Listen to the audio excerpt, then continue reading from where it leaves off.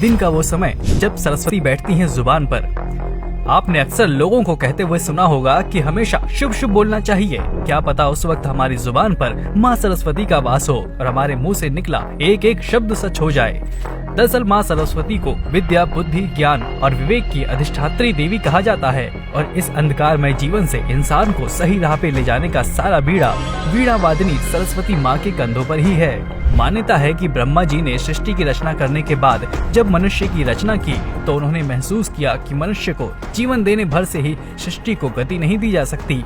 ऐसे में भगवान विष्णु से अनुमति लेकर उन्होंने एक चतुर्भुजी स्त्री की रचना की, जिनके एक हाथ में वीणा और दूसरा हाथ वर मुद्रा में था, जबकि बाकी के दोनों हाथों में किताब और माला थी। शब्द के माधुर्य और रस से युक्त होने के कारण इस चतुर्भुजी देवी का नाम सरस्वती पड़ा। मान्यता ये भी है कि भगवान विष्णु के कथन के अनुसार ब्रह्मा जी ने सरस्वती देवी का आह्वान किया।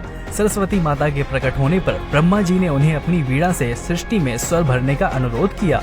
इसके बाद जैसे ही माता सरस्वती ने वीणा के तारों को छुआ, उससे सा शब्द फूटा। ये शब्द संगीत के 7 सुरों में प्रथम सुर है। इस ध्वनि से ब्रह्मा जी की मोक्ष सृष्टि में ध्वनि का संचार होने लगा। हवाओं को, सागर को, पशु पक्षियों और दूसरे जीवों को वाणी मिल गई। नदियों से कलकल की ध्वनि फूटने लगी। इससे ब्रह्मा जी बहुत प्रसन्न हुए और उन्होंने सरस्वती को वीणा की देवी के नाम से संबोधित करते हुए वागेश्वरी नाम दिया। सनातन धर्म में माँ सरस्वती को वाणी की देवी भी कहा गया है और ऐसा कहा जाता है कि 24 घंटे में एक बार वो हर व्यक्ति की जुबान पर बैठती हैं। इस दौरान बोला गया कोई भी वाक्य या शब्द सच हो जाता है।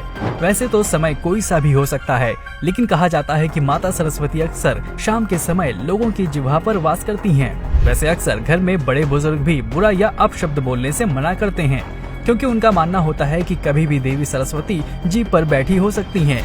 जाने अनजाने बोली गई बात सच साबित हो जाती है। दोस्तों, ये कोई कोरी कल्पना नहीं बल्कि प्रमाणिक सच है। किसी के बारे में भी ना तो बुरा बोलें और ना सोचें। माँ सरस्वती कब जुबान पर आ जाएं कुछ कहा नहीं जा सकता, लेकिन फिर भी मान्यताओं के मुताबिक रात को 3:10 से लेकर 30:15 तक का समय सबसे अच्छा होता है और इन 5 मिनटों के बीचों बीच बोली गई कोई भी बात जरूर सच हो जाती है। ऐसी मान्यता भी है कि अगर माँ सरस्वती का सच्चे मन से पूजन किया जाता है तो वो अपने भक्त पर जरूर प्रसन्न होती हैं और उसे विद्या और बुद्धि की प्राप्ति होती है। ऐसे में ये जानना भी जरूरी है कि आखिर माता सरस्वती को खुश कैसे किया जाए। तो दोस्तों, सरस्वती पूजा करते समय सबसे पहले सरस्वती माता की प्रतिमा और तस्वीर को सामने रखना चाहिए। इसके बाद कलश स्थापित करके गणेश जी और नवग्रह की विधिवत पूजा करनी चाहिए।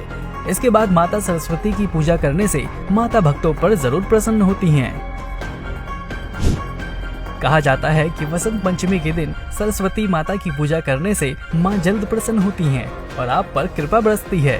वैसे कई बार आपने खुद भी ये चीजें देखी होंगी। आपने किसी के लिए कुछ कहा होगा और वो बात सच हो गई होगी। इसकी वजह माँ सरस्वती ही हो सकती हैं।